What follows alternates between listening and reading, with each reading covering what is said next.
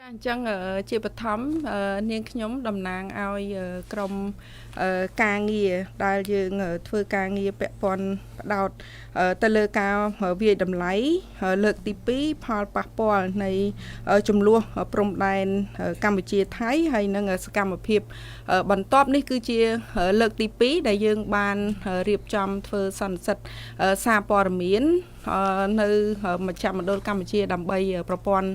ផ្សព្វផ្សាយឯករាជ្យហើយនៅថ្ងៃនេះវត្ថុបំណងនៃការធ្វើសន្និសីទសារព័ត៌មានរបស់យើងដើម្បីឲ្យបងប្អូនសាធារណជនជាពិសេសគឺអ្នកសារព័ត៌មានជាតិហើយនិងអ្នកសារព័ត៌មាន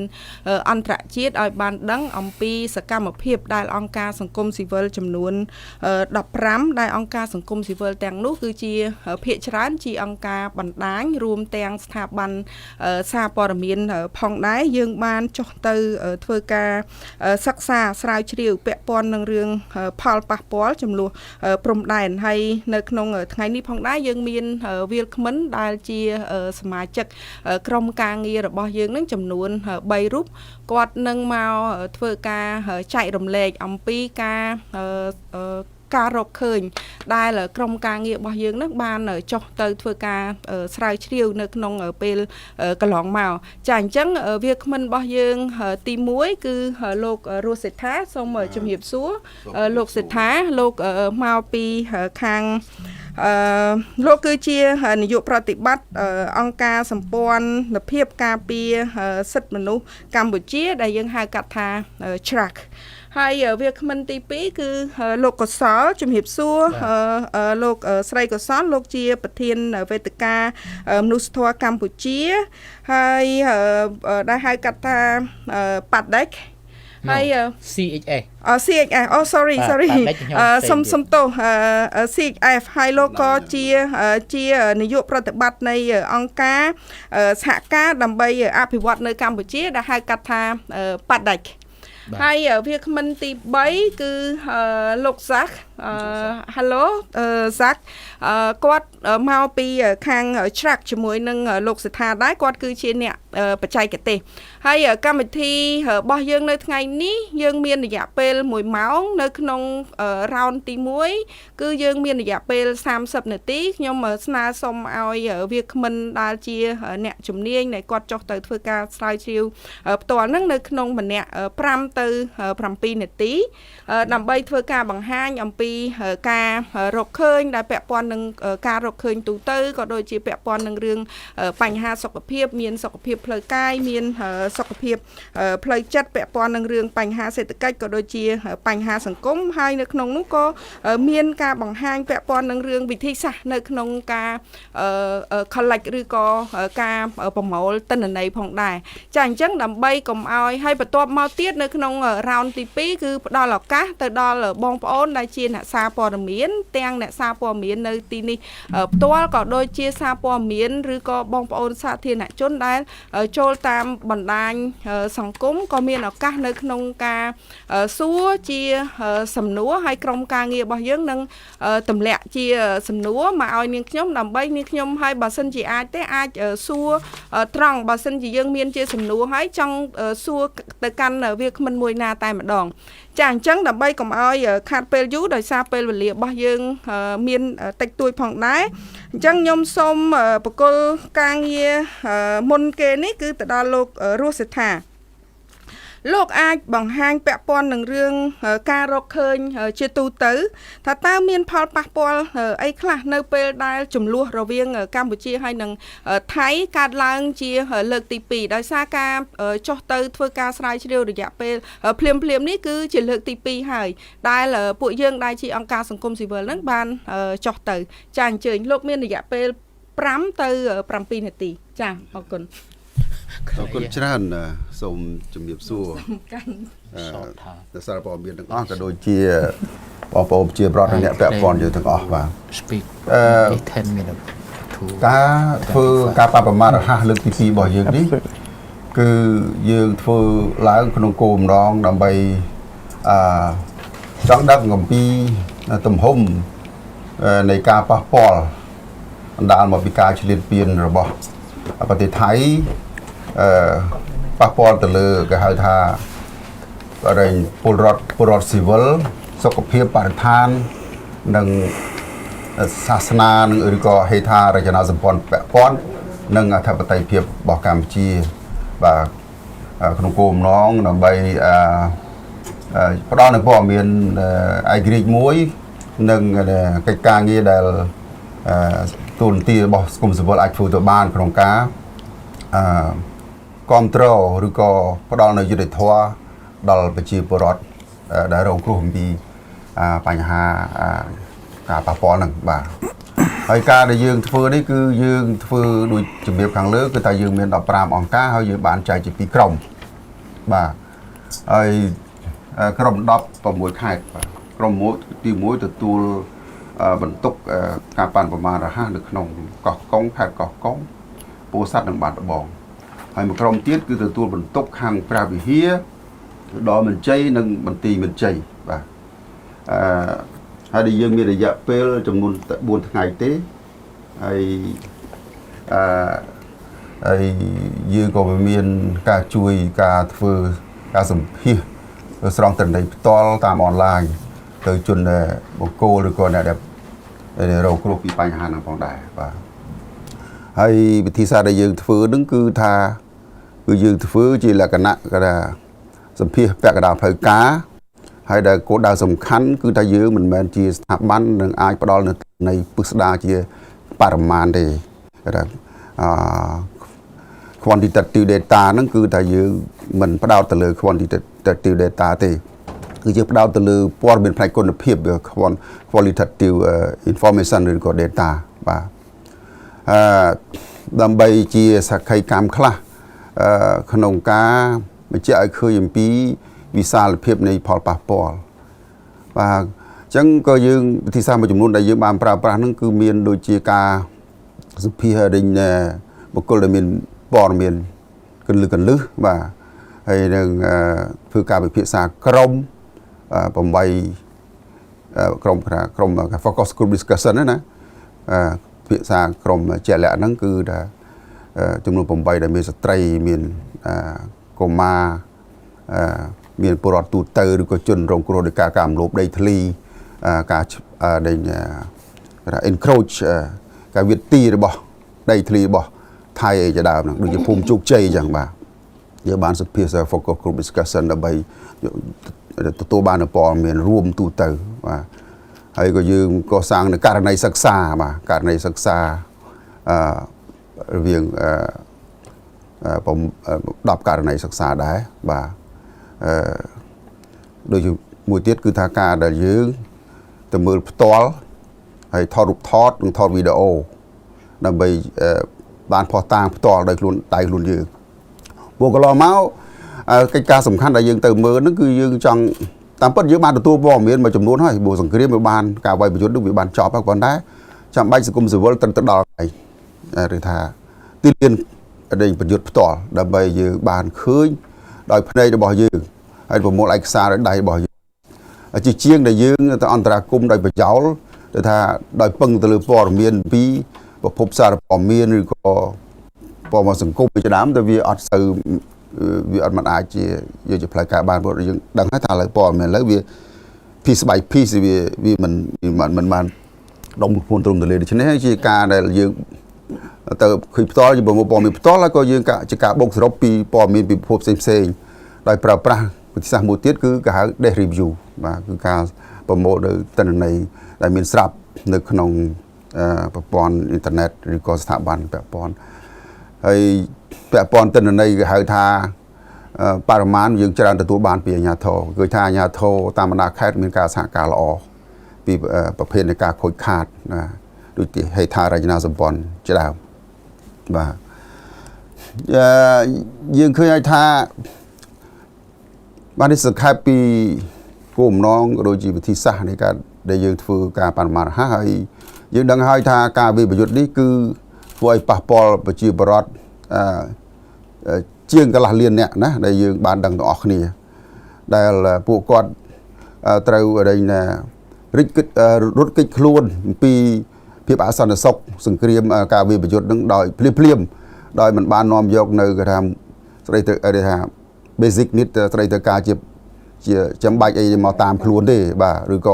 ពេលខ្លះរបស់ធុមានតម្លៃមួយចំនួនក៏មិនអាចយកមកតាមដែរអានេះជាចំណុចសោកនាដកម្មមួយដែលធំជាងគេធំមួយហើយយើងឃើញថាជាសរុបដែរគឺថាផ្ទះពលរដ្ឋស៊ីវិលនិងហេដ្ឋារចនាសម្ព័ន្ធជាច្រើននៅក្នុងតំបន់វិបយុទ្ធនិងតំបន់ដែលក្បែរហ្នឹងគឺត្រូវរងនៅការបំផ្លិចបំផ្លាញបាទដោយគ្រាប់រ៉ុកែតបាទនឹងកំភ្លើងយន្តរងដៃជាដើមនឹងគឺថាយើងឃើញហើយតាមរូបភាពគឺថាផ្ទះខ្លះគឺខ្ទេចហើយឆេះហើយក៏មិននៅក៏ពិបាកនៅដែរដោយសារវាខ្ទេចហើយវាប្រហោងធ្លាយជាងធ្លាយដបូលមិនអាចរស់នៅបានទៅវិញទេបាទហើយទ្រព្យសម្បត្តិរបស់ប្រជាពលរដ្ឋត្រូវបានលួចយើងធ្វើសកម្មយើងក្រៅពីយើងទទួលបានព័ត៌មានតាមសារព័ត៌មានក៏យើងបានទទួលព័ត៌មានផ្ទាល់ពីជនរងគ្រោះថាទ្រព្យសម្បត្តិគាត់បាត់អស់លេងបាទត្រូវបានលួចផងត្រូវបានគេឈូសសម្អាតចោលតែម្ដងបាទដោយតបថៃដែលគ្រប់គ្រងនៅរបស់នោះហើយមានផ្ទះថ្មីខ្លះហ្នឹងគឺថាទៅមិនសង់ហើយបាទខ្ចីលុយពីធនាគារសងមិនតរួចផងក៏ត្រូវវិនិច្ឆ័យអស់ដែរបាទនេះគឺយើងអាចសម័យឃើញពីសោកនាដកម្មបាទទើបតែផ្ទះក្បឿង2ខ្នង3ខ្នងអញ្ចឹងបាទថ្មីចេះបាទខ្ញុំមានរូបថតចែកជូនដែរគឺថាត្រូវបានវិនិច្ឆ័យមួយប្រព្រឹត្តភ្នែកបាទហើយអ្វីសំខាន់មួយទៀតដែលយើងអាចសង្ខេបដែរគឺវិទ្យុបាយចិញ្ចឹមជីវិតគឺមុខរបររកទទួលទានរបស់ប្រជាពលរដ្ឋត្រូវបានបរាជ័យតែម្ដងទៅថាអង់គ្លេសថា collapse គឺថាវាបាត់បង់បាទវាបាត់បង់ដោយសារថាសម្បីថាទុនដើមទុនមុខរបររកទទួលទានហ្នឹងក៏វាត្រូវអស់ដែរបាទព្រោះអីមុខរបរត្រូវបានបញ្ឈប់ដេញតំណែងក៏ត្រូវបានគេបំផ្លិចបំផ្លាញក៏លួចរត់ចោលហើយទុនដើមទុនមួយចំនួនទៀតដែលមិនបានយកមកត្រូវគេដុតចោលបំផ្លិចបំផ្លាញចោលឬក៏គេលួចហើយយកបានមកតាមខ្លួនទិញទួយហ្នឹងហើយមុខរបរក៏អត់ដំណើរការអញ្ចឹងហើយគឺមុខរបរទាំងអស់ថា100សឹងថាទាំងអស់ហើយមុខរបរគឺឲ្យមានសល់ទេហើយយើងឃើញមុខរបរខ្លះនៅសល់នៅជំរំនោះឃើញលក់ចាប់ហួយតាមជំរំទៅវិញឃើញទេយើងបញ្ហាធ្ងន់ធ្ងរអញ្ចឹងយើងអាចសួរខ្លួនយើងតើការលក់ដូរតាមជំរំបានប្រមាណបាទហើយទើបឥឡូវឃើញថាចប់សង្គ្រាមទៅជាបរដ្ឋបង្ខំចិត្តលក់ដូរខ្លះដូចជា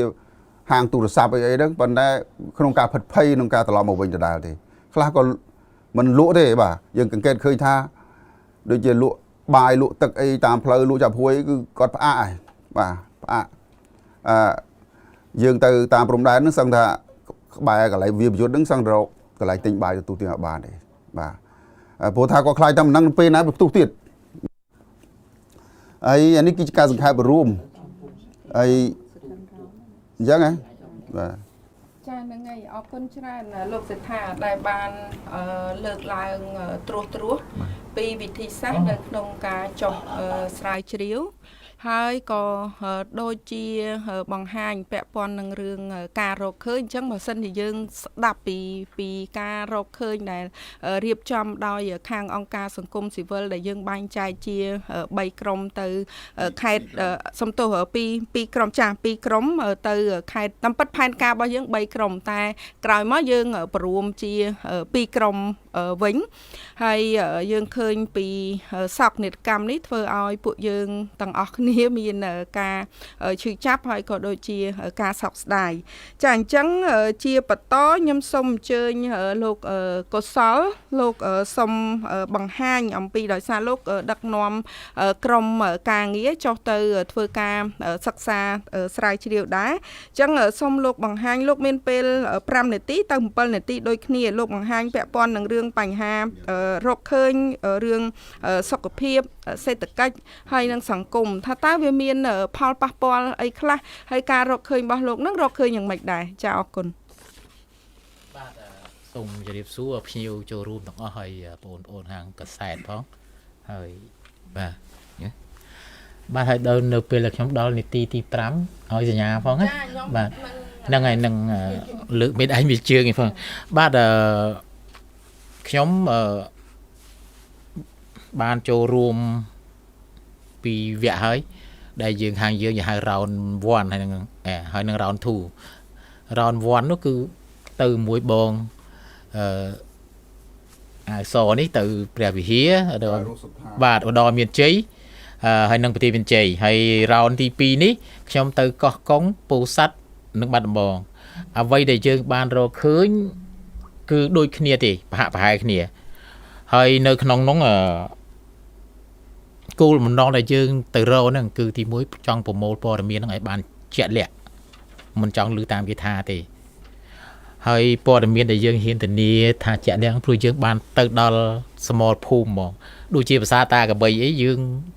lao cho đá rồi bây giờ hiện ao từ lư đi là chờ hàng thái khử nhá nè cứ nó pầm đi hay bùa kia dương nơi tôi mục mà rồi pi rồi mai đến năng dương mình ai làm được bàn này khai cái tha dương men chôn sự vấn cái tha thì hiện đó từ đó từ bộ sniper cái bành bà nâng cứ bỏ thì mình là dương từ bộ mô tăng pi chôn sự vấn còn như tha nẹp phum nơi nông té nẹp phum đến nơi nông chùm rúng chôn phía sặc bạn hỏi là tập là dương bộ mô ban chỉ tu từ bạn mua tiết cô bóng non thà hết còn nơi sọc ông ca rồi cùng sự vấn thì giờ nó mà thấy cứ dương vô máu đam bay cô nó bây giờ ban gì nè thôi vậy đừng vô từ tiền tốt thì muối vô từ tiền tốt cho mưa hàng ra thay bị bá thì pi dương đã bị đằng từ on lại chịt từ ICC rồi cả từ hàng na tiết đại dương từ tại miền tù lấy nâng ơi về đôi kia tiền tốt kia xì kia cho mưa hàng ra thay bà này buộc hàng thay bá quạt miền bò miền cái bà nè khổ quạt oi màu hay dưới quạt từ tua ban bò miền này đây bà thầy dương trong đăng đài nó khangអង្គការសង្គមស៊ីវិលយើងមិនចាំតែរដ្ឋាភិបាលទេយើងអង្គការសង្គមស៊ីវិលក៏យើងត្រូវដឹងដែរហើយអ្វីដែលយើងរកឃើញគឺទី1ខាងផ្នែកសុខភាពជាទូទៅ6ខេត្តហ្នឹងគឺផ្នែកសុខភាពគឺពួកគាត់មានបញ្ហា2បញ្ហាទី1គឺសុខភាពខាងផ្លូវកាយបញ្ហាទី2គឺសុខភាពខាងផ្លូវចិត្តខាងផ្លូវកាយនោះគឺហត់ពិបាកព្រោះពួកគាត់ត្រូវត្រៀមសម្ភារៈគាត់អ្នកមានគោយន្តដាក់លើគោយន្តរហូតអត់ហ៊ានយកចេញទេដាំបាយហើយឆ្នាំងលាងហើយដាក់លឿងវិញព្រោះហេតុអីថាមិនក៏ដាក់ជាប់ម៉េះគាត់ថាជួបំដឹងវាវាយទៀនកាលផងហ្នឹងសំដីវាថាមិនដឹងវាវាយទៀនកាលហ្នឹងមិនមែនតែអ្នកស្រុកទេសំបីមន្ត្រីថ្នាក់ស្រុក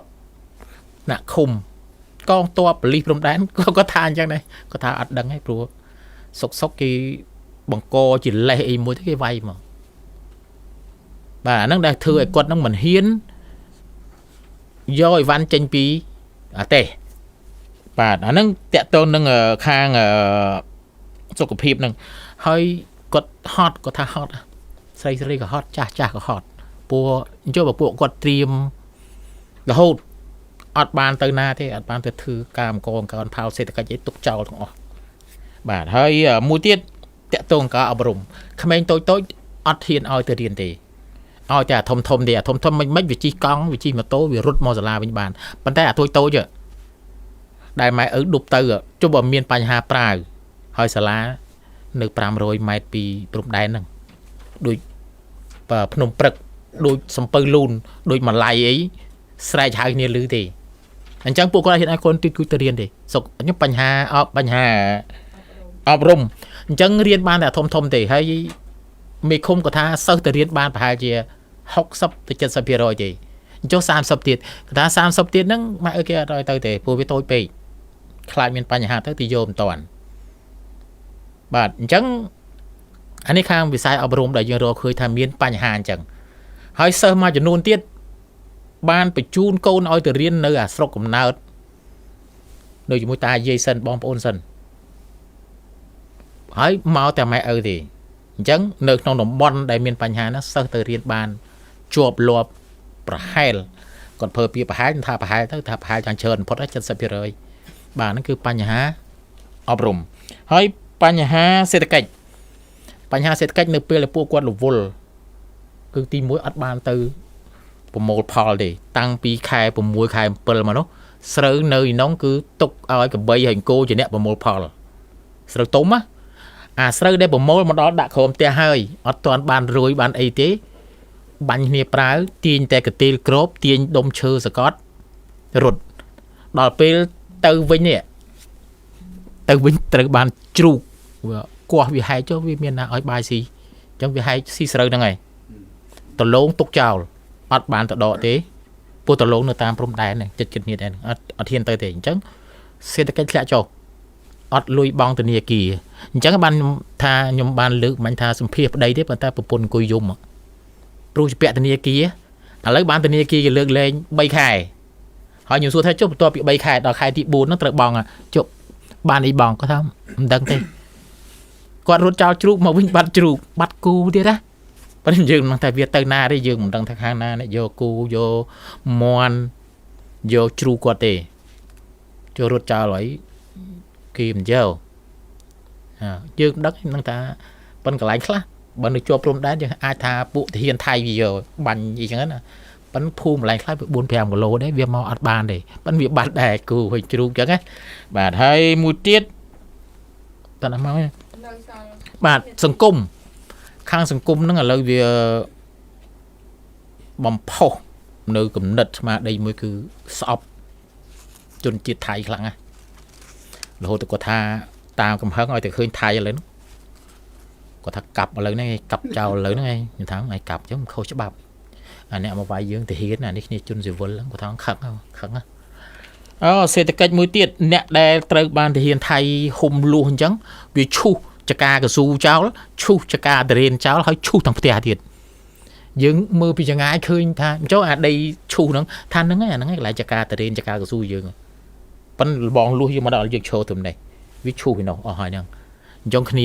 អត់បានទេឥឡូវពួកហ្នឹងឯងដែលអត់បានទៅផ្ទះវិញផ្ទះឯណាបើផ្ទះហ្នឹងឈូសអស់ហើយហ្នឹងហើយចកាតរេនចកាកស៊ូដែលនៅតែថៃពាត់យកដូចនៅថ្មដាយឈូសអស់លីងហើយអាបលាលួនយកមករាំងប្រហែលម៉ែត្រទៀតដល់ខ្សែត្រៀមយើងហើយវាឈូសវាអត់ខ្លាចទេអត់ខ្លាចតែទាហានយើងបាញ់ទេដឹងតែយើងអត់បាញ់ទេវាឈូសហ្មងខ្ញុំសួរណាព្រោះបានសួរតាំងទាហានមកសួរតាំងប៉ូលីសកន្លែងប៉ុស្តិ៍ប៉ូលីសមួយនេះគេហៅនៅស្រុកសពៅលួនឃុំតាស្ដាហ្នឹងខ្ញុំអង្គុយសម្ភាសតែ80ម៉ែត្រទេពីខ្សែត្រៀមទាហានថៃខ្ញុំថាតិចសម្ភាសវាបាញ់យើងទៅតាំងយើងបាញ់ទេយើងធ្វើអីផងហ្នឹងហើយមួយប៉ូលីសមួយអីអង្គុយជុំគ្នាអញ្ចឹងទៅបាទហើយតាក់ទងនឹងសង្គមបន្ថែមបន្តិចដោយសារដោយគឺយើងចាប់តាមស្អប់ថៃឥឡូវសូម្បីតែកូនសិស្សក៏វាថាវាចង់ធ្វើទាហាននេះអញ្ចឹងណាហើយក្មេងនៅអាយុ3 4 5 10ហ្នឹងកំពុងរៀនហ្នឹងខ្លះនៅបឋមសិក្សាខ្លះក៏នៅវិទ្យាល័យធ្វើឲ្យសង្គមយើងឥឡូវបើថ្ងៃក្រោយទៅបើជួចត្រូវគ្នាវិញក៏ដូចពិបាកដែរស្អប់ខ្លាំងអ្នកដែលគ្មានការខូចខាតមិនអីទេប៉ុន្តែអ្នកដែលត្រូវគេបំផ្លាញអស់ចកាអស់ដីអស់ផ្ទះគាត់ខឹងជាសេអ្នកដែលមានកូនចៅគាត់ជាទាហានហើយស្លាប់បាទអមឥឡូវសុំតិចទៀតបាទថាពីប្រហែលនាទីបាទសុខភាពគឺសុខភាពយើងរកឃើញថាស្ត្រីពិបាកជាងគេ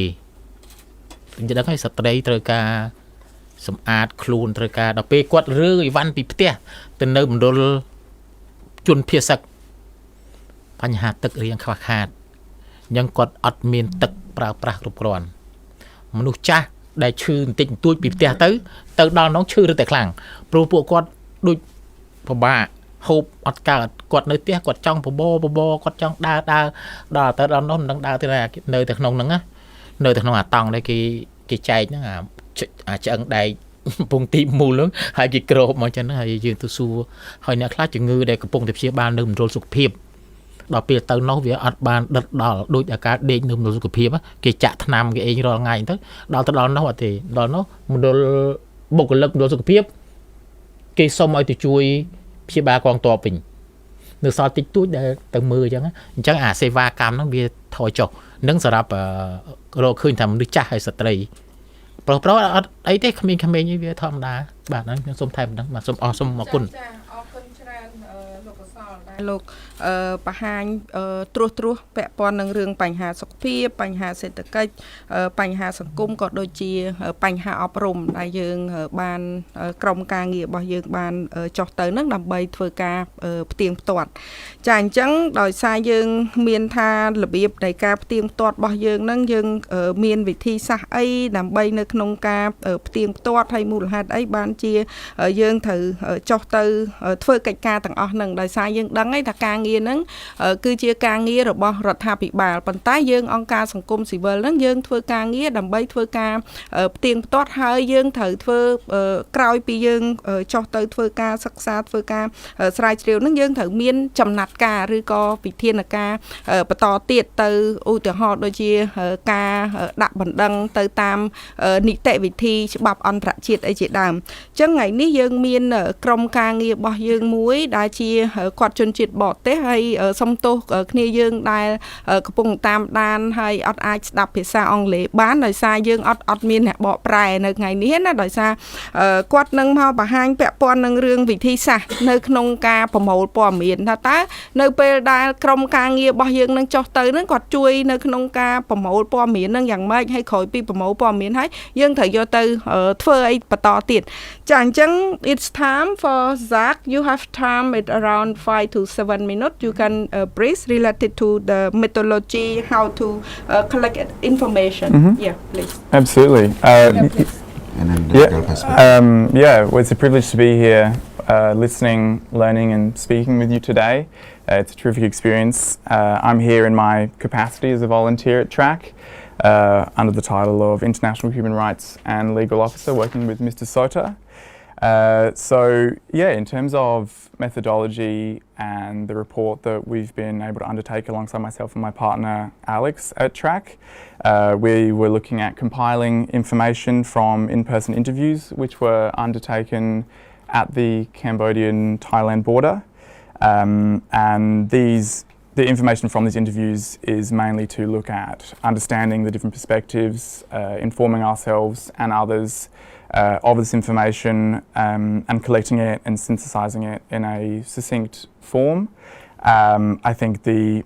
primary purpose of the report is looking at working to present it in a way which can be found useful and constructive for decision makers and those that might look at it further. And yeah, I think what we're trying to do is just describe what's happening and understand those localized perspectives and so the disproportionate effects that are occurring for vulnerable individuals, so women, pregnant women in particular, children, children with disabilities, and really trying to sort of emphasize these in-person perspectives and how meaningful that is to actually contextualize any further approach that might be undertaken. And I think that this information and the report that we're looking at is a really empowering thing for anybody that looks at reading it and looking at it further. And I know for Mr. Sota, as the Executive Director, it's something which I'm hoping can really sort of ground further opinions and for those who need to sort of understand that deep emotional side to this conflict. And so I'll keep it brief because I've got two very intelligent men to either side of me and I don't want to take up any more of their time. But yeah, the report covers 3 broad recommendations and I think that we're looking at a dynamic and multifaceted approach to justice. Obviously as a volunteer from Australia, my sort of purpose can only go in so far, but yeah, it's really important that this looks at a multi-layered approach drawing upon international, domestic and non-governmental bodies like these two to either side of me and working alongside these sort of areas to find effective pursuits for justice and for individuals that are affected at the border and yeah, again obviously highlighting the significant disproportionate effects which are going on. But yeah, thank you. ហេតុផលដែលយើងបានបញ្ចូលអ្នកជំនាញការច្បាប់ខ្ញុំជាជនជាតិបរទេសមួយជាអូស្ត្រាលីមកពី faculty ខាងច្បាប់សាកលវិទ្យាល័យជាតិអូស្ត្រាលីហើយនឹងមួយទៀតមកពីខាងតុលាការតំបន់ជាន់ខ្ពស់អាល្លឺម៉ង់នេះគឺដើម្បី ចូលរួមជួយយើងខ្ញុំធ្វើឲ្យរបាយការណ៍នឹងមានលក្ខណៈវិជ្ជាជីវៈព្រោះតែយើងជាខ្មែរយើងថាធ្វើទៅក៏លោកថាយើងមានផ្លូវចិត្តមួយទំនោរទៅខាងខ្មែរខ្លាំងណាអញ្ចឹងគឺរបាយការណ៍នឹងវាអាចប៉ះពាល់ដល់គុណភាពដូច្នេះយើងមកបញ្ចូលគាត់ដើម្បីឲ្យគាត់ជួយមើលនៅជាក្រិតភាពលក្ខណៈវិជ្ជាជីវៈដែលគាត់មានខួរក្បាលថ្មីដល់ឡែកពីរឿងកម្ពុជានិងថៃដូច្នេះដើម្បីឲ្យបាយការណ៍របស់យើងមានលក្ខណៈវិជ្ជាជីវៈចាអរគុណច្រើន thank you សាក់អានហើយនឹងពូសិដ្ឋាដែលបានធ្វើការបង្ហាញអំពីវិធីសាស្ត្រថានៅក្នុងការចុះស្រាវជ្រាវរបស់យើងនេះផលប៉ះពាល់ធ្ងន់ទៅលើស្ត្រីទៅលើកុមារក៏ដូចជាជនងាយរងគ្រោះហើយលទ្ធផលនៃការចុះស្រាវជ្រាវនេះផងដែរដោយលោកសិដ្ឋាគាត់បានលើកចឹងដើម្បីឲ្យមានឯករាជ្យភាពយើងបញ្ចូលក្រុមការងារដែលគាត់ជាអ្នកជំនាញមកពីខាងក្រៅប្រទេសហើយនៅក្នុងនោះដែរយើងនឹងធ្វើការផ្សព្វផ្សាយនៅក្នុងរបាយការណ៍នៃការរកឃើញលើកទី2របស់យើងនេះនៅក្នុងពេលឆាប់ខាងមុខចាអញ្ចឹងកម្មវិធីបន្ទាប់ដោយសារវាគ្មិនរបស់យើងទាំង3រូបបានប្រិះពីលទ្ធផលនៃការរកឃើញបឋមហើយជាវេទិកាសំណួរចម្លើយបើសិនជាបងប្អូននៅក្នុងសាលរបស់យើងនេះមានសំណួរអញ្ជើញហើយបើសិនជាសំណួរចង់ address ទៅដល់វាគ្មិនរបស់យើងមួយណាចាសូមដាក់ឈ្មោះតែម្ដងអាចលោកសិដ្ឋាសាក់ឬក៏លោកកសលចាហើយសម្រាប់បងប្អូនដែលជាអ្នកសារព័ត៌មានក៏ដូចជាបងប្អូនដែលកំពុងតាមដានការផ្សាយផ្ទាល់របស់យើងនេះមានជាសំណួរក៏អាចសួរបានហើយដាក់នៅក្នុង chat box ហើយក្រុមការងារគាត់នឹងតម្លាក់មកឲ្យនាងខ្ញុំហើយខ្ញុំនឹងបោះជូនទៅដល់វាគ្មិនរបស់យើងចាអរគុណមានជាសំណួរអីទេអូនជើញ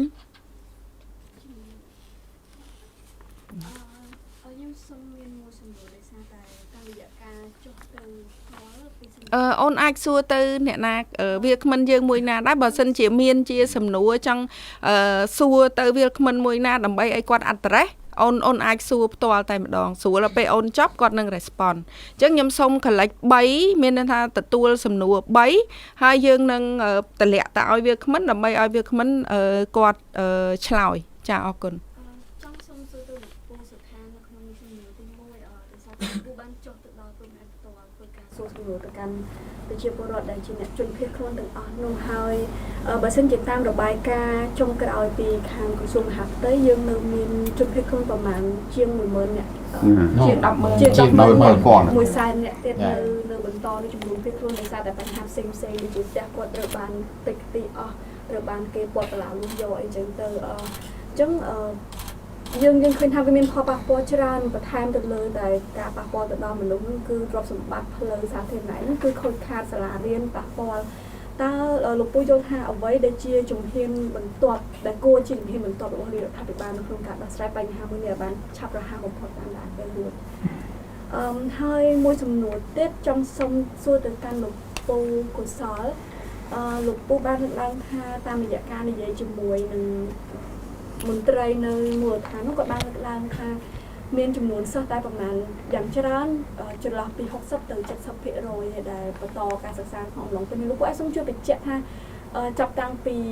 មានសង្គ្រាមរហូតមកដល់ពេលនេះឬក៏អំឡុងពេលជាក់លាក់ណាមួយដែលចំនួនសិស្សទាំងអស់នោះគាត់នៅបន្តប៉ុណ្ណឹងហើយមកដល់ពេលនេះតើចំនួនសិស្សហ្នឹងវាពួកគាត់អាចត្រឡប់ទៅសាលារៀនបានច្រើនជាងមុនឬនៅឬក៏នៅបន្តទាំងត្រឹម 70% នេះដែរ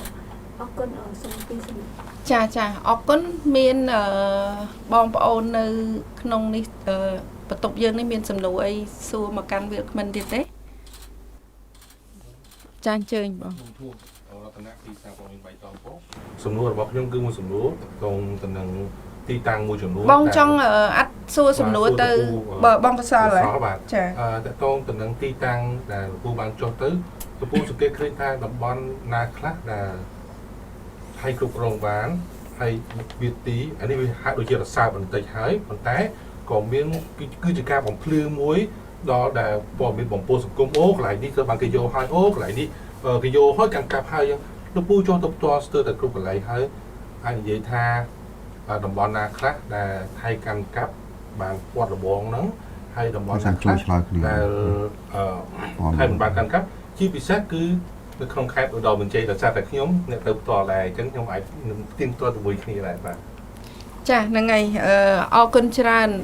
បងហើយនឹងប្អូនស្រីអញ្ចឹងយើងទទួលបាន3សំណួរហើយខ្ញុំសូមសំណួរទី1សូមឲ្យលោកសិដ្ឋាជួយឆ្លើយដោយសារប្អូនសួរពាក់ព័ន្ធនឹងរឿងបញ្ហា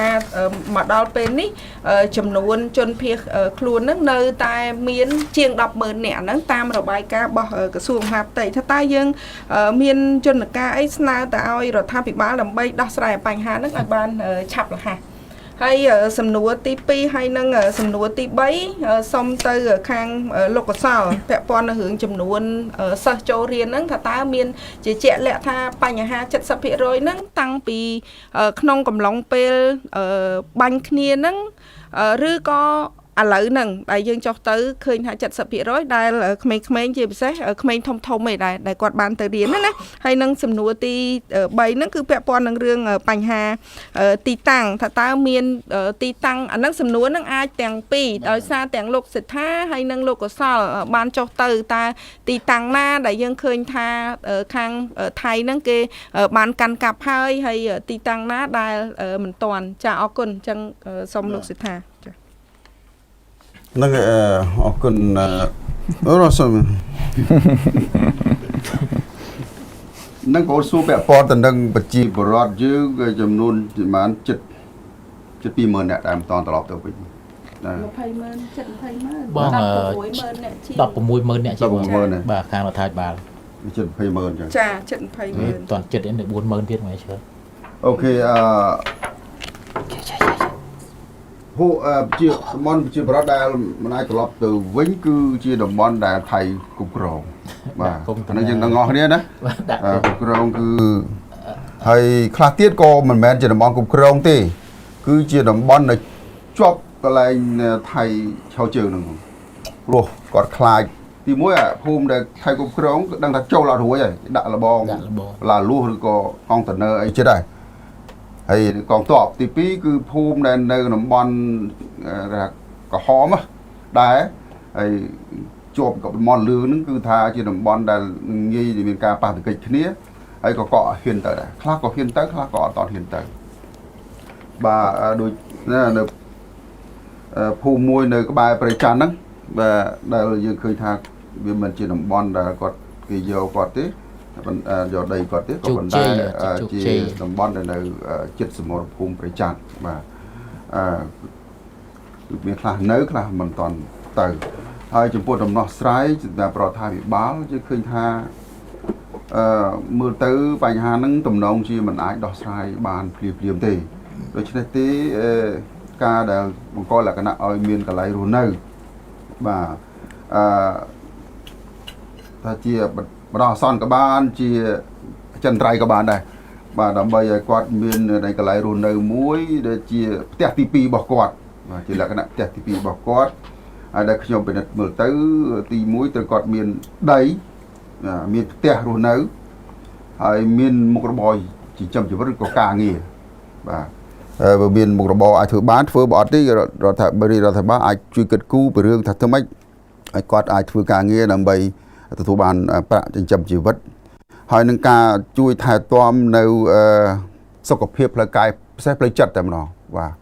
បញ្ហាសុខភាពផ្លូវចិត្តនេះយើងបានរកឃើញថាប៉ះទង្គិចគឺសឹងតែគ្រប់គ្នាគឺអ្នកដែលប៉ះពាល់ពីសង្គ្រាមនឹងពោះបញ្ហាអសន្តិសុខនិងបញ្ហាបាត់បង់អ្វីគ្រប់បែបយ៉ាងហ្នឹងគឺថាប៉ះពាល់វាជាលក្ខណៈ stress ផងគេថាថប់បារម្ភផងជាលក្ខណៈ drama ផងណាគេថាជំងឺផ្លូវចិត្តដែលជួបវិបត្តិណាគេថាវិបត្តិឧបទ្ទវហេតុឧបទ្ទវហេតុគេថា drama ហ្នឹងធ្វើឲ្យគាត់មិនអាចទទួលយកនៅអ្វីដែលកើតមានចំពោះគាត់បានណាហើយចំពោះបញ្ហាមួយទៀតបញ្ហាភូមិថៃដែលយកហ្នឹងគឺថាយើងឃើញថាមានលើកទឹកចិត្តឲ្យរដ្ឋាភិបាលហ្នឹងមានការចរចាបាទជាមួយប្រទេសថៃដើម្បី ឲ្យប្រជាពលរដ្ឋនឹងអាចត្រឡប់ទៅនៅភូមិឋានរបស់គាត់វិញទោះបីថានៅក្នុងការគ្រប់គ្រងរបស់កងទ័ពថៃក៏ដោយអានេះគឺខ្ញុំមិនទាន់ច្បាស់ទេពាក់ព័ន្ធនឹងកិច្ចព្រមព្រៀងហ្នឹងព្រោះថាកិច្ចព្រមព្រៀងជួបបែកគ្នាគឺថាឲ្យកងទ័ពចូលនៅកន្លែងណាចូលកន្លែងហ្នឹងសិនចាំមានការដោះស្រាយពីទ្វេភាគីដូច្នេះទេក្រែងថាដោយសារបញ្ហាហ្នឹងគឺថាថៃមិនអាចដកបានប៉ុន្តែបើសិនជាមានការចរចាគ្នាគឺថាធ្វើម៉េចឲ្យពួកគាត់អាចមានសិទ្ធិទៅនៅផ្ទះរបស់គាត់វិញហើយចាំឲ្យមានការអានេះជាអនុសាសន៍របស់យើងណាចាំឲ្យមានការដោះស្រាយទ្វេភាគីបានឯកភាពគ្នាទៅចាំឬក៏ការដោះស្រាយតែលក្ខណៈជាអន្តរជាតិតើព្រំដែនជាក់ស្ដែងនៅត្រង់ណាកម្ពុជាដឹងថាយោងតាមកិច្ចព្រមព្រៀងបារាំងសៀមគឺដឹងតែខ្មែរនៅត្រង់ណាប៉ុន្តែឥឡូវថៃគាត់ថាដីគាត់នៅនោះអញ្ចឹងគឺថាអានេះជាបញ្ហាដែលមានឲ្យមានទំនាស់ដូចនេះទេរងចាំឲ្យមានគេហៅថាការដោះស្រាយជាលក្ខណៈអន្តរជាតិចាំមានការចលិះប្រជាពលរដ្ឋបាទក្នុងដំណាក់កាលពេលហ្នឹងទេលក្ខពាក់ព័ន្ធនឹងសិទ្ធិប្រជាពលរដ្ឋសិទ្ធិស៊ីវិលគួរតែពួកគាត់បានទៅនៅផ្ទះសម្បែងរបស់ពួកគាត់វិញព្រោះយើងដឹងហើយបញ្ហាថៃក៏ត្រូវយល់ដែរពីបញ្ហាហ្នឹងការដែលបាត់បង់ភូមិឋានផ្ទះសម្បែងមិនមែនជារឿងធម្មតាទេព្រោះថាមនោសញ្ចេតនាគាត់នៅក្នុងជីវិតគាត់គឺជាប់នៅក្នុងជីវិតដីធ្លីភូមិស្រុករបស់គាត់ជាផ្នែកមួយនៃជីវិតរបស់គាត់អញ្ចឹងបានថាមានករណីមួយដែលចាស់ដែលគាត់នៅក្នុងជំរំគាត់តែងទៅសួរកូនគាត់ថាតើយើងអាចវិលត្រឡប់ទៅផ្ទះគាត់វិញបានដែរឬទេថ្ងៃណាយើងអាចទៅវិញបានដោយសារថានោះចាស់គាត់ដឹងតែគាត់ស្លាប់ហើយប៉ុន្តែគាត់ចង់ស្លាប់នៅក្នុងភូមិផ្ទះរបស់គាត់បាទអានេះគឺជាស្ដីត្រូវការផ្នែកខាងផ្លូវចិត្តរបស់មនុស្សជាតិបាទដែលជាគេហៅថាសិទ្ធិមនុស្សដែលយើងទាំងអស់គ្នាពិសេសគឺកងទ័ពថៃឬរដ្ឋាភិបាលថៃត្រូវយល់ត្រង់ហ្នឹងត្រូវបង្កលក្ខណៈឲ្យផាសុកភាពសេរីសុខរបស់ប្រជាពលរដ្ឋត្រូវបានបំពេញបាទហើយមានសំណួរមួយទៀតបាទបងដូចជាអស់ហើយពូប៉ុន្តែដោយសារខ្ញុំមានសំណួរពីរទៀតគឺទៅលោកកសលចាំខ្ញុំជួយថែមបាទហើយសំណួរបោះបង់ហ្នឹងគឺអាចពូជួយបន្ថែមមិញឃើញពូឃើញលោកស្ថាប័នលើកខ្លះហើយពាក់ព័ន្ធនឹងរឿងបញ្ហាតំបន់ណាដែលខាងថៃកំពុងតែឈ្លានពានហើយពេលដែលប៉ះទង្គិចគ្នាទៅគាត់យកអាឡែងហ្នឹងគឺទៅពាត់បន្លាលួសដែលប្រជាជនគាត់អាចទៅបានអញ្ចឹងណាអញ្ចឹងសុំ sorry តែប៉ុនភូមិថ្មីដែលយើងត្រូវរៀបចំប្រជាប្រដ្ឋក្រៅពីបញ្ហាសុខភាពផ្លូវចិត្តផ្លូវកាយក៏យើងត្រូវគិតពីការអប់រំរបស់កុមារបាទអូខេណាចាអរគុណសូមជឿអញ្ចឹងបាទអញ្ចឹងខ្ញុំសូមតបន្តិចតពីតើកន្លែងណាខ្លះដែលថៃវាយកណាបាទនៅជុំទី1គឺអត់មានយកបានច្រើនទេបានតែក្នុងភូមិព្រៃច័ន្ទដែលយើងទៅជាមួយគ្នាហើយគេរុំបន្លាលួសពេលនោះវាយកវាខាំងបានតែបើនិយាយពីផ្ទះបាន7ផ្ទះហើយខ្ញុំបានទៅថតនឹងបន្លាលួសហ្នឹងហើយទៅបានទាហានគេដេញថាកុំអត់ឲ្យឈរនឹងបន្លាលួសទេខ្លាចមានបញ្ហាប៉ុន្តែអ្នកស្រុក7ផ្ទះនោះគាត់នៅកន្លងអាបន្លាលួសទៅវាខាំងមកមិនហឹងអង្គុយ3កូនត្រៀបចឹងហ្នឹងនៅផ្ទះម៉ែផ្ទះបងអាផ្ទះ7នោះវាពងឈូសឆាយអាហ្នឹងតែធ្វើតក់ស្លុតមួយ7ផ្ទះឈូសហុំដល់ណាឈូសដល់ហ្នឹងប៉ុន្តែដីតែមិនមែនតែនោះមិនមែនតែ7ផ្ទះទេទៅពីនឹងទៀតដីស្រែបើគាត់អត់មានផ្ទះវាមកដល់ផ្ទះ7ផ្ទះអាហ្នឹងគាត់ភូមិព្រៃច័ន្ទមួយហើយបងក៏ទៅខ្ញុំក៏ទៅតែឈរថតអីមានរូបថតហើយមួយទៀតបាទជោគជ័យហ្នឹងគឺនៅមកជាហៀងចកាអំពើម្នាក់រហូតដល់ពិបាកមើលពេកពួកនោះអ្នកកាប់ចកាអំពើចោលហើយអង្គុយមើលគ្នាហ្នឹងហើយក្រោយមកថៃវាចង់អត់ចង់ឲ្យយើងមើលវាទេវាយកអាកស៊ូខ្មៅបាំងគេប៉ុន្តែគេថាវាលើកកាមេរ៉ាដាក់នៅលើចុងអាដើមព្រៀងខ្យល់ណាមើលយើងពួកយើងដឹងទៀតពួកយើងមើលទៅដឹងវាដាក់ដោតកាមេរ៉ាមើលយើងពីលើគេក្រុមយើងមើលវាមើលឃើញវាមិនអត់ឃើញវាមើលតាមកាមេរ៉ាហើយឥឡូវកន្លែងនោះគឺនៅតែថៃគ្រប់គ្រងទេបាទខ្ញុំមានពូមួយពូខាងពុនខ្ញុំបង្កើតនៅចិត្តមែនតើនៅចិត្តភូមិជោគជ័យនោះតែ5-6 គីឡូថ្ងៃមុនហ្នឹងរងក្របផ្លោងក្របអីខ្លះហើយមកដល់ពេញនឹងដែរមកដល់ផ្ទ តែខ្ញុំខ្លះតែបងថ្លៃខ្ញុំនៅពេញហ្នឹងពុកក្មេងខ្ញុំក៏មកដែរពុកក្មេងខ្ញុំនៅចិត្តកូនមរីមានណាស់ស្គាល់កូនមរីដែលផ្លូវបែកទៅម្លាយមកឲ្យហ្នឹងដែរផ្ទះហ្នឹងបិទទ្វារចោលបងថ្លៃខ្ញុំរត់ទៅនៅអ៊ីចកានៅម្លាយក្នុងវិញអាហ្នឹងខ្ញុំដឹងតែពីរហ្នឹងទេហើយប៉ុន្តែអ្វីដែលយើងដឹងច្បាស់នេះយើងអត់បានទៅទេណាព្រោះសមរភូមិដូចជានៅកន្លែងរូបព្រះវិស្ណុអីហ្នឹងវារូបព្រះវិស្ណុមិននៅ400ម៉ែត្រពីព្រំដែនឥឡូវវាមិននៅអីព្រះវិស្ណុហើយឃើញដាក់តាំងរូបព្រះពុទ្ធបដិមាករអីចឹងណាអាហ្នឹងក៏នៅតែខាងទាហានខាងបងប្អូនយើងឲ្យបណ្ដឹងមកថាអាហ្នឹងវាយកហើយហើយអាផ្សេងទៀតយើងអត់អាចឡើងទៅបានទេដូចនៅអានសេះវាលន្ត្រីនៅអីហ្នឹងប៉ុន្តែការនិយាយឲ្យកន្លែងផ្សេងទៀតខ្ញុំអត់ច្បាស់ទេប៉ុន្តែឥឡូវកន្លែងច្បាស់នៅឃុំថ្មដានេះឃុំថ្មដាមាន2ភូមិមាន2ភូមិហ្នឹងមិនមែនអស់ទាំងភូមិទេអាកតុយដែលវាទៅចិត្តព្រំដែនហ្នឹងគឺវាឈូសចកាវាចូលវាគ្រប់គ្រងដីយើងហើយឈូសចកាតរេនរបស់អ្នកស្រុកនៅឃុំថ្មដាហើយឈូសចកាកៅស៊ូអ្នកឯនោះគេធ្វើតែកៅស៊ូហើយនឹងតរេនទេហើយឈូសផ្ទះទៀតអញ្ចឹងអាចកាហ្នឹងហើយនៅផ្ទះហ្នឹងគឺជាដីរបស់អ្នកស្រុកហើយប៉ុន្តែមិនមែនជាកន្លែងជាតាំងឈរជើងទេឥឡូវឈូសអស់ដាក់បលាលុះត្រឹមណាឈូសត្រឹមហ្នឹងហើយវាដើរមកគេហៅថាដើរកុងត្រូលមើលអញ្ចឹងណាហើយទល់មុខគ្នាអញ្ចឹងហើយអ្នកស្រុកអស់ហ្នឹងហើយដែលមកដល់ពេលនេះអត់បានទៅវិញទេនៅអីចរុំជន់ភាសឹកបើនៅថ្មដាហ្នឹងនៅអីប្រម៉ោយនេះទេនៅចិត្តសាលាស្រុកវាលវែងនេះទេកន្លែងហ្នឹងសាលាមួយនេះដាក់សាលាដៃជូវិទ្យាល័យដៃជូហ៊ុនសែនប្រម៉ោយនៅនឹងខ្លះហើយនៅក្នុងវត្តក្បែរនឹងខ្លះអត់ទាន់ទៅវិញបានហ្នឹងវត្តប្រម៉ោយចូលទៅមើលដែរខ្ញុំបានយន្តនំយអីទៅចែកកូនក្មេងដែរហើយអត់បានទៅវិញទេព្រោះទៅវិញឥឡូវប្រហែលជាទៅវិញហើយព្រោះ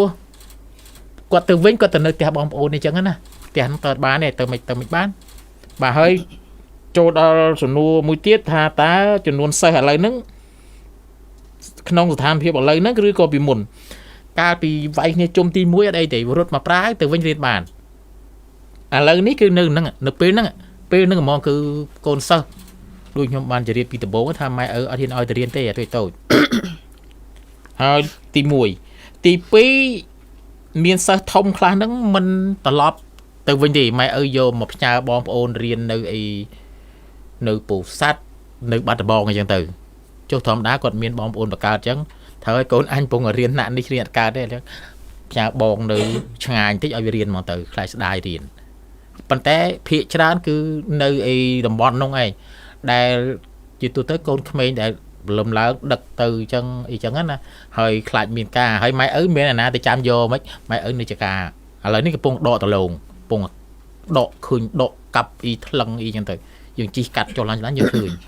បាទអញ្ចឹងរាល់ថ្ងៃហ្នឹងឯងស្ថានភាពរាល់ថ្ងៃហ្នឹងឯងគឺទៅរៀនបានតែ 70% ទេហើយក្រុមប្រឹក្សាឃុំដូចជាឃុំបារាំងធ្លាក់ដែលឮទេឃុំបារាំងធ្លាក់នៅក្នុងស្រុកបើលូនហើយឃុំតាស្ដាហើយនឹងឃុំមើលខ្ញុំភ្លេចឈ្មោះគាត់ថាអញ្ចឹងដែរថាអត់ហ៊ានទៅទេមានឃុំក្រុមប្រឹក្សាថាក្មួយខ្ញុំគាត់ហ៊ានទៅដែរម៉ែវាមិនឲ្យទៅទូចពេកមានអសន្នបាញ់ប្រាវមកហេតុអីក៏គាត់ភ័យម៉េចប៉ុស្តិ៍ប៉ូលីសយើងហើយនឹងប៉ុស្តិ៍ប៉ូលីសខាងថៃនៅពីគ្នា500ម៉ែត្រហ្នឹងខ្ញុំមិនចេញឈ្មោះទេមានប៉ុស្តិ៍ប៉ូលីសមួយហ្នឹងហាកាលដែរមិនទាន់ត្រូវគ្នានោះយូម្ដងឃើញខាងប៉ូលីសថៃព្រំដែនណាគេហៅស្អីតម្រួតតវៀនឆៃដែនហ្នឹងមកគួយលេងខាងប៉ុស្តិ៍យើងយូម្ដងខាងយើងហ្នឹងទៅអញ្ចឹងទៅជួបជុំគ្នាហូបចុកអីទិញធ្វើអញ្ចឹងណាឥឡូវហ្នឹងប៉ុស្តិ៍ប៉ូលីសយើងហ្នឹងត្រូវ105ហ្នឹង26គ្រាប់អត់ផ្ទុះ2គ្រាប់ខ្ញុំទៅដើរមើលរាប់មើលហ្នឹងឯងដល់យើងរាប់ទៅអ្នកស្រុកផ្ទះចិត្តហ្នឹងក៏រងគ្រោះដែរផ្លោងហ្នឹងផ្លោងមករកប៉ុស្តិ៍ប៉ូលីសប៉ុន្តែផ្ទះជុំវិញខូចតំណាំខូចផ្ទះចំការដូងគាត់ងាប់អស់4 10ដើមមកដូងលិចក្បាលហើយដូងទឿត្រូវគ្រាប់ឡើងទុកសាញមក26គ្រាប់ផ្ទុះអត់ផ្ទុះ2គ្រាប់ហើយគ្រាប់ហ្នឹងយើងឃើញថតមកទៀត105មីលីម៉ែត្រ tinh mau pin đi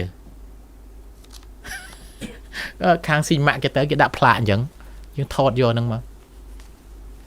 bà hơi cọp mùi nước nhom bạc lan lư tiệt còn việc tu với na việc bọc tới chùm rơi bay mệt châu từ khom phơi dân à hay nhom bạc lan mà đã trên một bên buôn tháo mình bọn anh bạc lư cho na khứ nha phơi nâng phơi châu po lì dẫn và nhom tới nó trên nè thưa sủng phe phong hơi đào peแต่ con lanเอาสู้ล้วนก็ยอมเนี่ยบากลานvàนี่เจียไว้ปึ๊ดจังยองจงไปแจ้สถาเตะคืออะไรนึงไงสมไงนึงมาสพีบานนั่นคือเตอเรียนบานกดทาปะให้ละเจียกดบานรอไปนั่นกดชลอยไปยืนไปจุ้มมันอาจจะทิ้งตัวบานอย่างมวยครูอยู่สลายต้องอ๋อที่กดทาปะให้จันทร์สเปียรอยบานเตอเรียนดาวสุดเจ้าจุด3 สเปียรอยติด3 สเปียรอยติดคือขมิ้นแม่มันเอาเตอเรียนตีให้ทมคืออัดบานตลบมอสลาเป็นเต้คือตกพยานงบอมโอนกดเอาเรียนนงมองคือรอไงยังไงบาท ចា សូម នឹង ថាខាងម្ដងអូខេខ្ញុំសូមជំរាបថែមជូនពាក់ព័ន្ធសំណួរបងប្អូនខាងការីប៉ោះគឺថារឿងទិន្នន័យចាក់ស្ដែងប្រមាណកន្លែងណានោះគឺយើងមិនបានទៅទាំងអស់ទេដែលយើងចោះដើម្បីជាស័ក្តិសិទ្ធិខ្លះហើយខាងព្រះវិហារយើងមិនបានទៅដល់តំបន់ដែលថៃគ្រប់គ្រងទេតែបងក៏បានជំរាបខាងទិសកោះខាងពោធិ៍សាត់បាត់ដំបងហើយខាងខ្ញុំបានសម្របរួមមួយអាធរលោកបានជូនខ្ញុំឲ្យបានទៅមើលទៅដល់តំបន់ពី3កន្លែងដែរទី1យើងស្គាល់ទាំងអស់គ្នាច្រកអូស្មាច់ហ្នឹងគឺថាគេថាកន្លែងព្រំប្រទល់ឲ្យច្រកគេហៅអីគេថា checking point ណាដែលហើយនឹងច្រកព្រំដែនណាកុងត្រូលកន្លែងកុងត្រូលតែប៉ុកត្រួតពិនិត្យហ្នឹងគឺថាកុងត្រូលខ្ញុំសង្កត់កុងត្រូលដែលបដោយផ្លូវពីសុរិនឡើងរហូតទៅហ្នឹងអាហ្នឹងកុងត្រូលហ្នឹងកុងត្រូលថៃហើយចុះមកបន្តិចខ្ញុំបិទភ្នែកសម័យសិនខ្ញុំដើរកាត់ញឹកប្រហែលជា30 ម៉ែត្រកុងត្រូលខ្មែរហើយក្រោយវានឹងមកកាស៊ីណូហ្នឹងហើយផ្សារអីចឹងហើយឥឡូវមកតន់កាត់យកគឺថាចេះកុងត្រូលយើងវាមានការចូលមកដីខាងខ្មែរនេះថាខ្ទង់រវាងទេយើងមិនបានទៅវាស់ទេណាក៏មិនអាចទៅវាស់បានដែររវាង250 ម៉ែត្របាទពីកន្លែងប៉ុកត្រួតពិនិត្យបកគោលពួកត្រួតពិនិត្យចាស់នឹងមកថ្មីហ្នឹងគឺប្រហែលរវាង250 ម៉ែត្រអានឹងជាភាពមិនប្រក្រតីមួយដែលយើងឃើញទាំងអស់គ្នាហើយកន្លែងនោះវាជាកន្លែងដែលយើងដាក់ប៉ុស្តិ៍យូរហើយអាចដែលយើងសុខដុមរមនាយូរហើយបើទៅជាឥឡូវហ្នឹងថៃបានថយមកចូលរុលចូលដីខ្មែរហ្នឹងរហូតដល់250 ម៉ែត្រប៉ុន្តែអាហ្នឹងគឺល្មមនៅប៉ុន្តែរឿងមួយទៀតរឿងភូមិមានភូមិមួយនៅជាប់បដិញអូស្មាច់នឹងដែរបាទគឺថាភូមិទាំងមូលគឺយកហ្មងតាមបណ្ដោយផ្លូវហ្នឹងឡើងពីភ្នំមកចូលមកច្រកអូស្មាច់ហ្នឹងគឺថាវាយកទាំងស្រុងតែម្ដងបាទជំរាបភូមិណាតែបើភូមិព្រៃ ភូមិអូស្អីទៅនេះអូកំបោមានស្គាល់ទេភូមិអូកំបោហ្នឹងគឺថាបាទគាត់បត់យកទាំងអស់ឲ្យដាក់បន្លាលុះដាក់អីណាបាទហើយនឹងអូកំបោហ្នឹងគឺប្រជាជនផ្ទះសម័យគាត់ខ្ទេចខ្ទីអស់ហើយទ្រព្យសម្បត្តិក៏គាត់ត្រូវបានបាត់បង់អត់ដែរហើយដំណាំក៏មានការបាត់បង់ខ្លះឬសូព័ត៌មានណាបាទហើយប្រជាជនព្យាយាមលួចចូលយកអីដូចជាសឡុងអីបានមកខ្លះមកវិញអញ្ចឹងណាទាំងបថុយជីវិតណាហើយភូមិអាហ្នឹងផ្នែកខាងអូស្មាច់តែបន្ទាប់ពីអូស្មាច់មកស្មាដូនអាហ្នឹងខ្ញុំនិយាយដល់មួយជ័យណាយើងទៅខាងស្មាដូនមកដល់ជ័យចិត្តភាសាតាកបីខ្ញុំនិយាយតែខ្ញុំបានទៅឃើញផ្ទាល់ពួកក្រុមការងារទៅឃើញផ្ទាល់ភាសាតាកបីហ្នឹង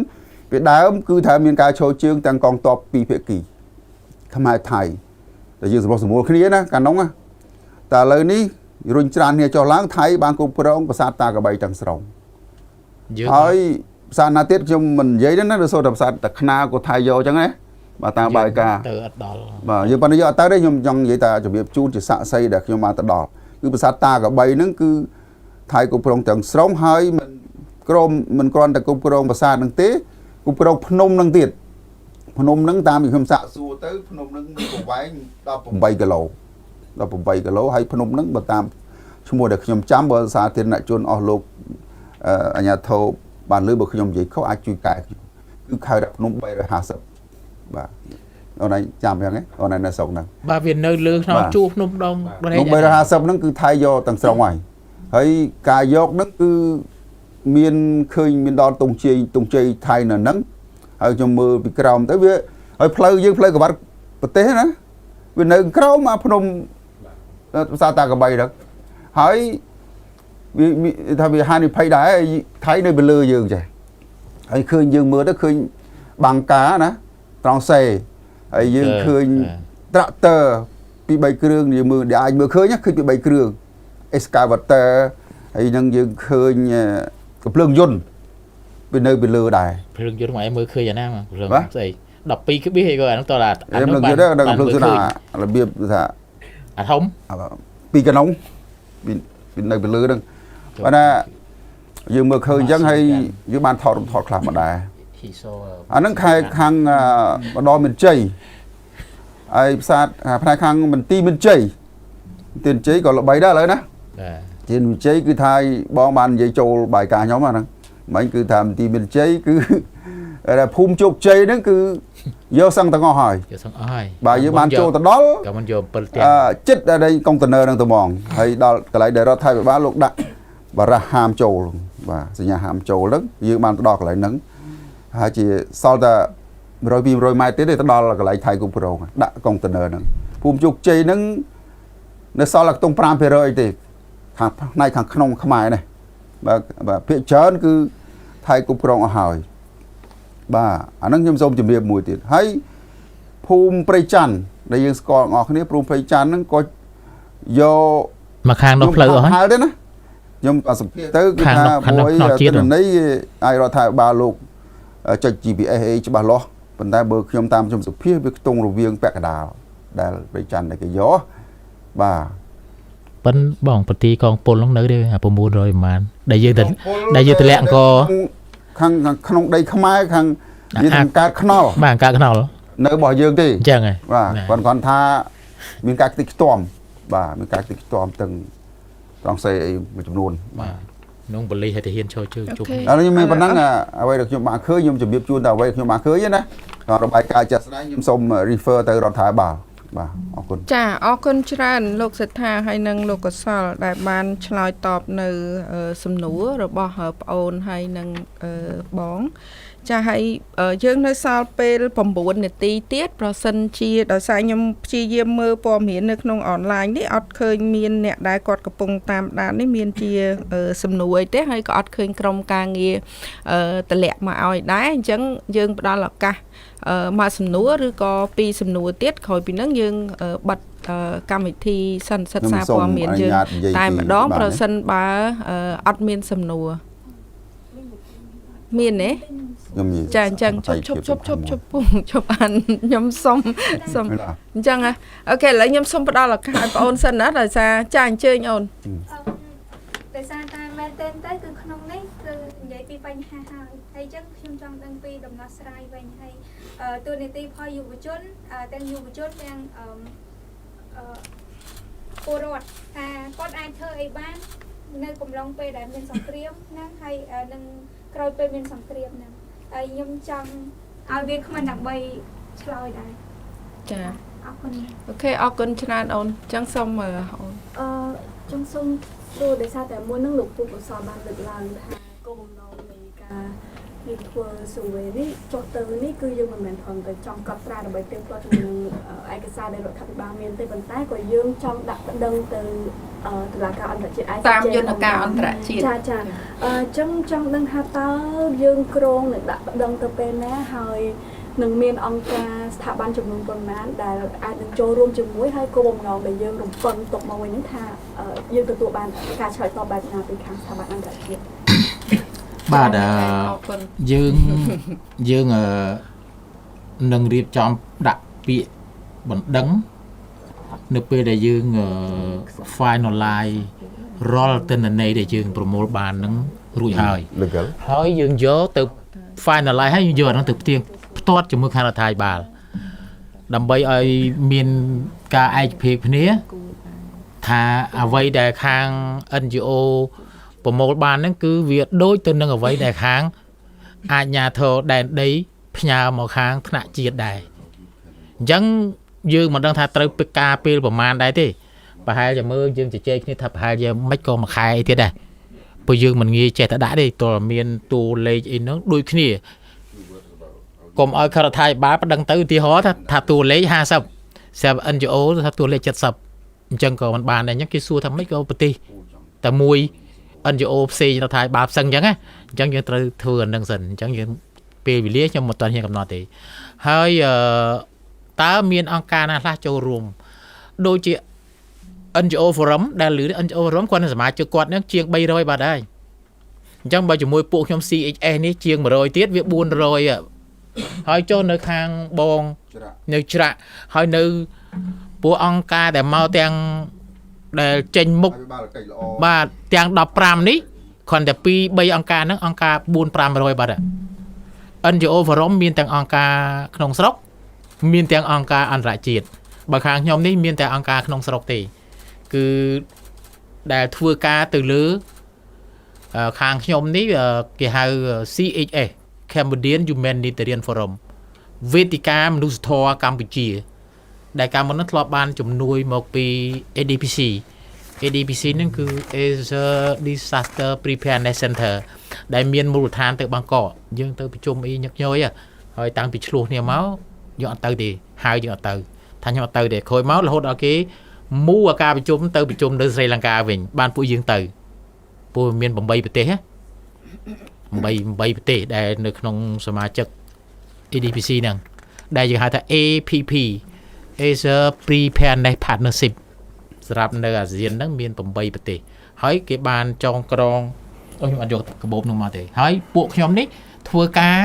ទៅលើការងារគ្រោះមហន្តរាយគឺធ្វើការយ៉ាងជិតស្និទ្ធជាមួយនឹង NCDM គណៈកម្មាធិការជាតិគ្រប់គ្រងគ្រោះមហន្តរាយដែលមានឯកឧត្តមគុណគឹមជាប្រធានរាល់ថ្ងៃនេះហើយសហការជាមួយនឹងសហគ្រាសធុនតូចនិងមធ្យមកម្ពុជាខាង private sector ដែលយើងហៅថា FASMIC ដែលមានអង្គការតែទាំងពរជាប្រធានអញ្ចឹងយើងមានដៃគូអាយវត្តយើងច្រើនណាស់ហើយរាល់ការប្រជុំរាល់អ្វីៗដែលខ្ញុំសូមលិខិតស្នើសុំទៅអភិបាលខេត្តទាំង6ក៏ខ្ញុំបានផ្សាយជូនដៃគូនឹងឲ្យមើលដែរអញ្ចឹងពេលខ្លះគេដឹងថាខ្ញុំនៅឯណានៅគេអត់ហៅខ្ញុំប្រជុំក៏សួរមិនឲ្យសុខសប្បាយអញ្ចឹងបាទអញ្ចឹងអានឹងយើងនឹងទី1សូមបញ្ជាក់ឡើងវិញយើងមិនដឹងចំណាយពេលប្រហែលទេដើម្បីរៀបចំឲ្យហើយដើម្បីដាក់ពាក្យបណ្ដឹងទី2គឺមានអង្គការរាប់រយដែលបានចូលរួមដាក់ពាក្យបណ្ដឹងហ្នឹងប៉ុន្តែគាត់តែធ្វើការតាមរយៈតំណាងយើងមិនអាចយកទាំង4-500នោះទៅចុះ survey ទេយើងក៏គ្មានលុយអីពួកគាត់ដែរពួកគាត់ក៏ចង់ទៅដែរប៉ុន្តែត្រូវការលុយបាទហ្នឹងសូមអរគុណប៉ុណ្ណឹងឯង សូមថែមពីបញ្ហាបណ្ដឹងតិចណាបញ្ហាហ្នឹងពាក់ព័ន្ធនឹងទូនទីរដ្ឋាភិបាលដូច្នេះខ្ញុំត្រូវប្រុងប្រយ័ត្នបន្តិចដែរការងារយើងតស៊ូមតិក្នុងនាមជាអង្គការគុំស៊ីវិលវាមានច្រើនរបៀបទី1រឿងបណ្ដឹងហ្នឹងជាផ្នែកមួយប៉ុន្តែបណ្ដឹងហ្នឹងមិនមែនធ្វើក្នុងនាមទូនទីរដ្ឋាភិបាលទេបណ្ដឹងក្នុងការជំរុញតុលាការអន្តរជាតិឲ្យធ្វើការបាទហើយបណ្ដឹងមួយទៀតពាក់ព័ន្ធនឹងបណ្ដឹងជាលក្ខណៈជាបុគ្គលថាយើងជួយរៀបចំបណ្ដឹងតាមប្រព័ន្ធអង្គការសហប្រជាជាតិជនរងគ្រោះខ្មែរណាដែលរងគ្រោះពីការរំលោភសិទ្ធិមនុស្សអីកតកម្មអត់អស់ហ្នឹងយើងបណ្ដឹងចូលក្នុងប្រព័ន្ធអង្គការសហប្រជាជាតិគឺមាន online complaint form គេដើម្បីបំពេញជូនហើយយើងអាចជួយតាមដានបណ្ដឹងមួយទៀតយើងអាចពិនិត្យមើលលទ្ធភាពនៃដូចថាបុគ្គលណាដែលបញ្ឆេះសង្គ្រាមបង្កើតឲ្យមានការរំលោភសិទ្ធិមនុស្សយើងអាចប្តឹងបុគ្គលនឹងតែហ្មងបាទរួមគ្នាប្តឹងបុគ្គលនឹងទៅ ICC អីចឹងបាទពួក ICC គេទទួលដឹងអកតកម្មបុគ្គលអញ្ចឹងគឺថាដូចថាយើងឃើញថាមេតបណាមួយឧទាហរណ៍គាត់ជាអ្នកបញ្ឆេះសង្គ្រាមធ្វើឲ្យមានការរំលោភច្បាប់អន្តរជាតិឬក៏ច្បាប់សង្គ្រាមច្បាប់សិទ្ធិមនុស្សអីហ្នឹងគឺយើងប្តឹងយោងទៅតាមអង្គច្បាប់អង្គហេតុដឹងតែម្ដង ហើយមួយទៀតដឹងហ្នឹងគឺជាកម្ដៅរួមទៅលើបញ្ហាឧទាហរណ៍អធិបតេយ្យភាពជាលក្ខណៈជំរុញឲ្យ UNESCO ក្តីធ្វើការងាររបស់ខ្លួនស្ថាប័នដែលពាក់ព័ន្ធណាមិនសកម្មយើងត្រូវតាមដានជំរុញឲ្យគាត់សកម្មបាទឲ្យគាត់ធ្វើការឆ្លើយតបទៅលើក្របខ័ណ្ឌរបស់គាត់ legal framework របស់គាត់ដែលមានជាលក្ខណៈអន្តរជាតិបាទឲ្យគាត់ធ្វើការឲ្យ ICJ ICC ជាដើមហ្នឹងបាទឲ្យគាត់យើង monitor គាត់ហើយយើងនឹងជំរុញលើកទឹកចិត្តឲ្យគាត់ធ្វើការលើកទឹកចិត្តផ្សេងជំរុញមួយទៀតតែបង្ខំឲ្យធ្វើការតែហ្មងបាទហ្នឹងគឺយើងមានទូនទីអញ្ចឹងបាទប្រកបខាន់យើងជាការស្គាល់ អរគុណហើយចូលសំណួរខាងប្អូនស្រីដែលចង់សួរដល់វាគ្មិនទាំង3រូបពាក់ព័ន្ធនឹងរឿងដំណោះស្រាយណាតែនៅក្នុងស្ថានភាពនេះក្រៅពីរដ្ឋាភិបាលក្នុងនាមយើងដែលជាយុវជនដែលជាអង្គការសង្គមស៊ីវិលហ្នឹងគួររួមគ្នាធ្វើអីចឹងឯសំណួរហ្នឹងឯអូនចា That you want to answer her questions how you can involve to this crisis How you can what, sorry? youths young people generation how that minute participate you are you Yeah. that minute how that minute you involving the youth in the solve this that minute invade any idea between that in the two countries you'd say definitely well I think again I'm here in within my sort of volunteer capacity but I think involving youth within any crisis is a really important thing first of all because there's a certain passion and a certain desire for justice which comes with youth groups. I think that for domestic support for individuals, I think any involvement on a volunteer basis or fundraising is a really important point for youth individuals. I know that in encouraging domestic support and facilitating a lot of the really crucial needs for individuals in the refugee camps, I'm aware that there's things with bedding, with food, with agricultural understandings and access to food, and I believe that youth could volunteer. I think helping in fundraising. I think the really important work completed by the actions of the CSOs like Mr. Sota could involve things that he's currently undertaking, which is that sort of fact-finding and factual basis understanding, so completing and helping facilitate things like information from individuals at the border or stuff you know of people who are affected. I think having that information be accessible and understandable for decision makers is a really crucial thing to make sure that what's being put forward and what eventually is decided is grounded in that sort of emotional and factual capacity, which I believe that as youth there's a certain ability and energetic sort of drive towards finding those avenues. But yeah, does that answer the question? ជួយបកឲ្យពូស្ថានឬក៏ តែគាត់យល់ អត់ទេប្រាប់សម្រាប់ពេលខ្លះ public គាត់អត់ បក យល់ដែរចឹងបើពូអាចពូបកឲ្យពូបន្ថែមហ្មងក៏បានដែរចាហ្នឹងហើយអញ្ចឹងសាគាត់ឆ្លើយនៅសំណួរបងអូនស្រីពីការចូលរួមរបស់យុវជនណាក្នុងនាមគាត់ជាយុវជន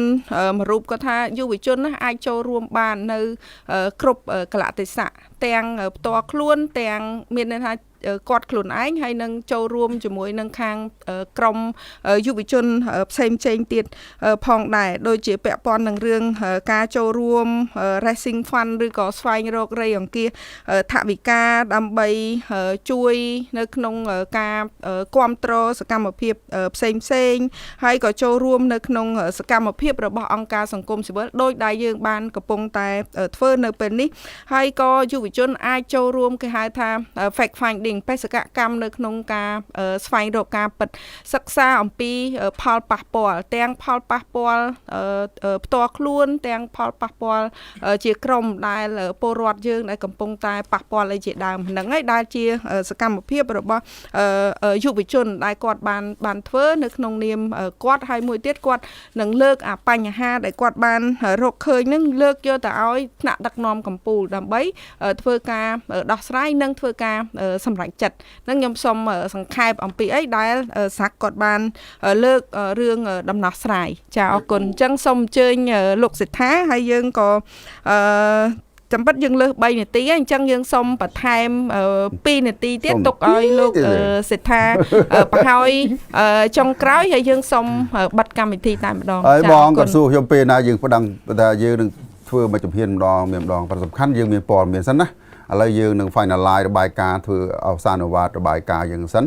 ហើយចាំយើងនឹងធ្វើអីបន្តទៀតប៉ុន្តែជំហានបន្តទៀតនេះគឺថាយើងនឹងចាប់យើងនឹងប្រហែលជាត្រូវចេញស្ដីថ្លែងការណ៍មួយពាក់ព័ន្ធអធិបតេយ្យភាពកម្ពុជាព្រោះថាហើយមុនយកអធិបតេយ្យភាពខ្ញុំសូមពាក់ព័ន្ធនឹងយុវជនបន្តិចយុវជនគឺថាសំខាន់ណាស់ពួកយើងខ្ញុំចាស់នេះតិចទៀតស្លាប់បាត់ហើយអញ្ចឹងគឺថាយុវជននឹងជាម្ចាស់ជោគវាសនានៃប្រទេសជាតិលោកត្រូវធ្វើយ៉ាងម៉េចឲ្យប្រទេសចូលរួមធ្វើឲ្យប្រទេសយើងខ្លាំងរឹងមាំមានសន្តិសុខការពារទឹកដីបានហើយមានសន្តិភាពផងដែរយើងមិនត្រូវហើយយើងត្រូវធ្វើម៉េចចូលរួមជាមួយប្រទេសថៃដើម្បីបំបត្តិនៅអរិយភាពរវាងប្រជាជាតិទាំងពីរនឹងគឺរឿងសំខាន់ហើយប្រជាជនថៃក៏ត្រូវតែមានកាតព្វកិច្ចដែរថៃមិនអាចរស់នៅក្នុងហ៊ុំប៉ុតដោយចំនួនបានទេថៃត្រូវតែមានភារកិច្ចមួយយុវជនថៃចំនួនក្រោយទៅរៀបចំប្រ